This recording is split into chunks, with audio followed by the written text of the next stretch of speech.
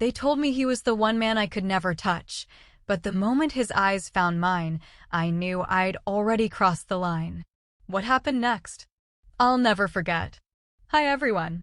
If you want more stories full of secrets, passion, and forbidden love, don't forget to subscribe now and never miss what comes next. My name is Clara Monroe, and this is the story I swore I would never tell. If you hear it, you must promise to keep it buried, because in the 1940s, a woman like me could lose everything for what I did. My marriage, my name, my life. Edward Monroe, my husband, was the sort of man every woman was supposed to want. Handsome, successful, the banker everyone trusted. He bought me pearls, kept me in a fine house, and paraded me like his prize at every dinner party. But none of it filled the emptiness inside me. He loved the idea of me, not the woman I really was.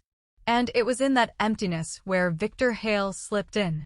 Victor was Edward's business partner, sharp-jawed, broad-shouldered, with a dangerous kind of charm. His voice was always a shade too low, his gaze a shade too steady, and whenever his hand brushed mine, it lingered a second longer than it should. At first, I told myself I was imagining it. A good wife doesn't think about another man. But late at night, alone in my bed while Edward slept beside me, I found myself thinking of Victor's hands, Victor's mouth, Victor's heat. The first time it happened was at a party in our home. Edward was busy entertaining, his laugh booming through the parlor, when I slipped away for air. I stepped out onto the balcony, the city lights glowing below, my silk gown clinging in the night breeze. And then he was there, Victor, lighting a cigarette with that steady calmness that always unraveled me. "You look restless tonight," he said, his eyes sliding over me, slow, knowing. "Just needed air," I whispered, though my pulse thundered so loud it nearly drowned my voice. He moved closer, too close, the smoke curling between us. His hand brushed my bare arm, and I shivered. "Clara," he murmured, "if I kiss you, I won't be able to stop." I should have run inside. I should have told him no.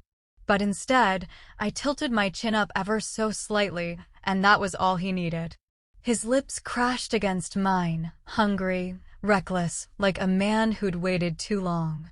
I gasped, then melted, clutching his lapels as though I'd fall without him. My robe slipped off my shoulder, his hand sliding along my skin, and in that moment the whole world fell away. That kiss changed everything. After that night, we found excuses. Edward's business trips became opportunities. Afternoon errands became stolen meetings. We kissed in shadowed doorways, in the back seat of Victor's car, in the dim corners of our own parlor with the curtains drawn. His hands knew my body better than Edward's ever had, his mouth mapping places I'd forgotten could ache with want. Every touch was a sin, and every sin made me feel alive again. But with every secret came danger. Edward wasn't a fool, and his eyes lingered on me longer, suspicious. Once, he asked why my lipstick was smudged after I claimed to be at the market. Another time, he touched my wrist and frowned at the faint bruise Victor's grip had left. I lied. God help me, I lied so easily it scared me. And yet, the more I lied, the hotter it became. The risk of being caught, the thrill of knowing one wrong glance could ruin us, it consumed me. I began to crave the danger almost as much as I craved Victor. One night, when Edward was away on business, Victor came to me. The storm outside rattled the windows, rain pounding against the glass, and we didn't bother with silence.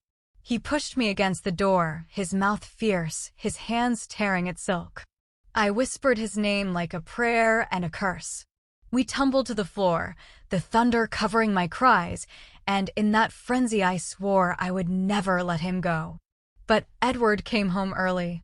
The sound of the front door unlocking froze me. Victor was still inside me, my body trembling with the aftershocks, when I heard Edward's footsteps in the hall. My heart nearly burst through my chest. Victor grabbed his coat, slipping into the kitchen door just as Edward entered the parlor. My hair was wild, my lips swollen, my robe barely tied. Edward's eyes narrowed, his jaw tight, and I thought he knew. But he only poured himself a drink, watching me with that strange, unreadable stare. "You look flushed," he said slowly. "Storm keeping you awake?" "Yes," I whispered, clutching the robe tighter, my legs still weak from Victor's touch. That was the moment I realized Edward might suspect more than he let on. And the moment I realized I was too far gone to stop. Because once you've tasted the forbidden, you can never go back to pretending. My name is Clara Monroe, and I will carry this secret until the day I die.